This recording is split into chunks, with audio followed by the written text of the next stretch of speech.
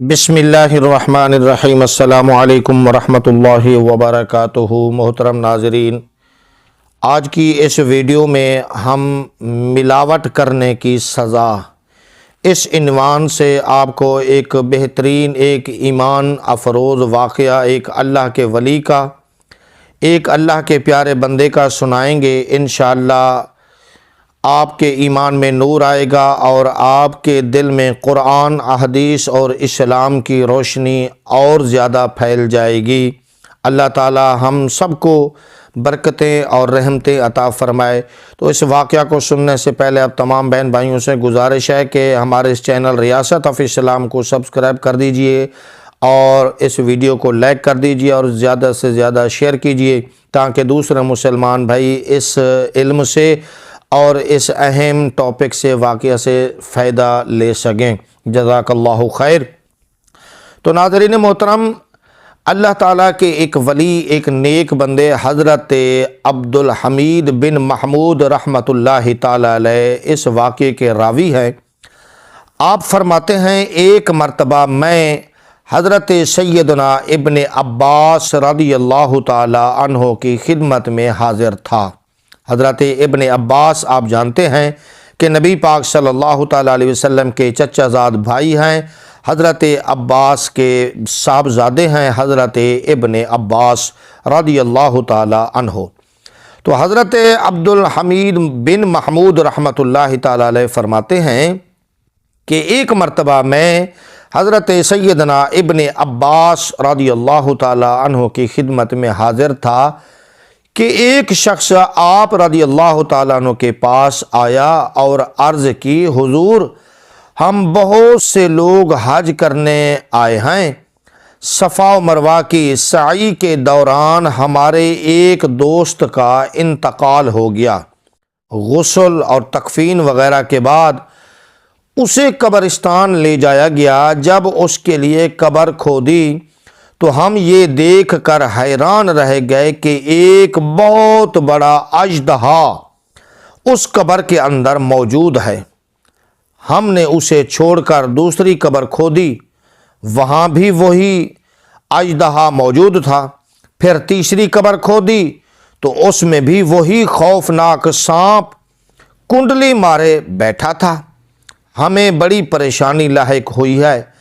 اب ہم اس میت کو وہیں چھوڑ کر آپ کی بارگاہ میں مسئلہ دریافت کرنے آئے ہیں کہ اس خوفناک صورتحال میں ہم کیا کریں۔ ناظرین محترم توجہ سے سنیے گا۔ حضرت سیدنا ابن عباس رضی اللہ تعالی عنہ نے فرمایا، وہ اژدہا اس کا برا عمل ہے جو وہ دنیا میں کیا کرتا تھا۔ تم جاؤ اور ان تینوں قبروں میں سے کسی ایک میں اسے دفن کر دو۔ اللہ عز و جل کی قسم، اگر تم اس شخص کے لیے ساری زمین بھی کھود ڈالو تب بھی وہاں اس اژدہا کو تم ضرور پاؤ گے اس کے اندر۔ وہ شخص واپس چلا گیا اور اس فوت شدہ شخص کو ان کھودی ہوئی قبروں میں سے ایک قبر میں دفن کر دیا گیا اور اژدہا بدستور اس قبر میں موجود تھا۔ پھر جب ہمارا قافلہ حج کے بعد اپنے علاقے میں پہنچا تو وہ شخص اب کہتا ہے، جنہوں نے دفن کیا تھا، وہ شخص کہتا ہے کہ پھر جب ہمارا قافلہ حج کے بعد اپنے علاقے میں پہنچا تو لوگوں نے اس شخص کی زوجہ سے پوچھا، تمہارا شوہر ایسا کون سا گناہ کرتا تھا جس کی وجہ سے اس کو ایسی دردناک سزا ملی ہے؟ اس عورت نے افسوس کرتے ہوئے کہا کہ میرا شوہر غلے کا تاجر تھا اور وہ غلے میں ملاوٹ کیا کرتا تھا۔ روزانہ گھر والوں کی ضرورت کے مطابق گندم نکال لیتا اور اتنی مقدار میں جو کا بھوسا گندم میں ملا دیتا۔ یہ اس کا روز کا معمول تھا۔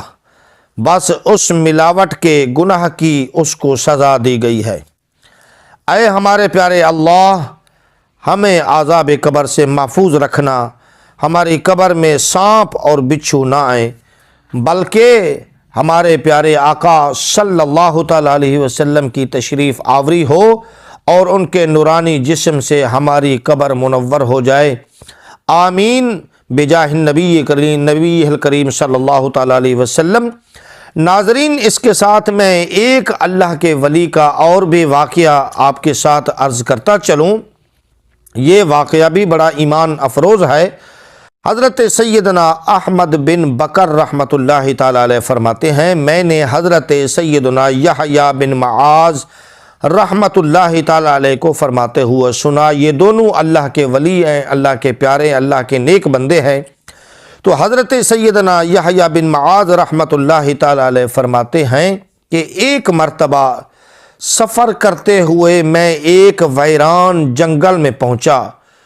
کچھ دور بانس کی بنی ہوئی ایک جھونپڑی نظر آئی، میں اسی طرف چل دیا۔ وہاں میں نے ایک بوڑھا شخص دیکھا جو کوڑ کے مرض میں مبتلا تھا اور کیڑے اس کے جسم کو کھا رہے تھے۔ اس کی یہ حالت دیکھ کر مجھے اس پر بہت ترس آیا۔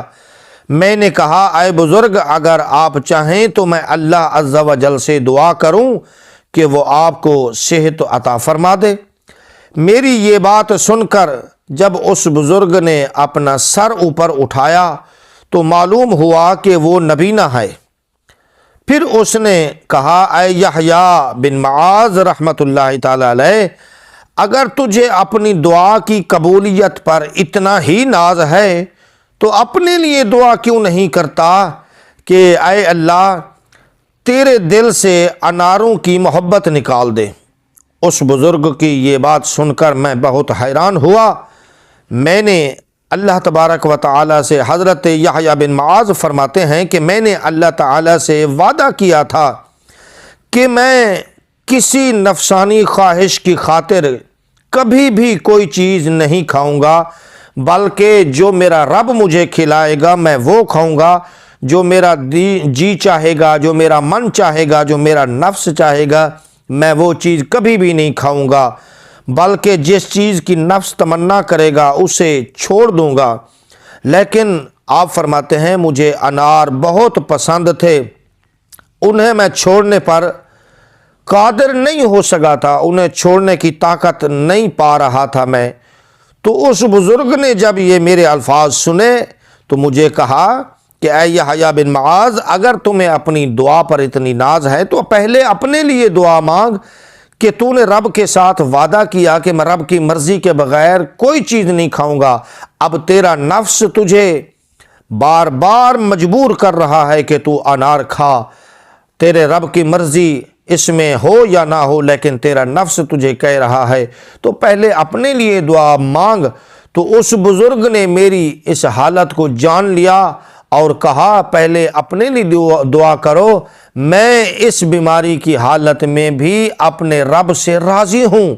پھر اس بزرگ نے مجھ سے کہا، جاؤ اور کبھی بھی اولیاء اکرام سے ٹکر نہ لینا، اولیاء اکرام کی مخالفت نہ کرنا۔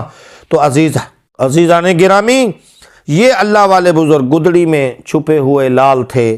یہ ایسے بزرگ ہوتی ہیں جن کی دنیا میں کوئی ویلیو کوئی نہیں جانتا، لیکن اللہ کی بارگاہ میں ان کا بہت بڑا مرتبہ اور مقام ہوتا ہے۔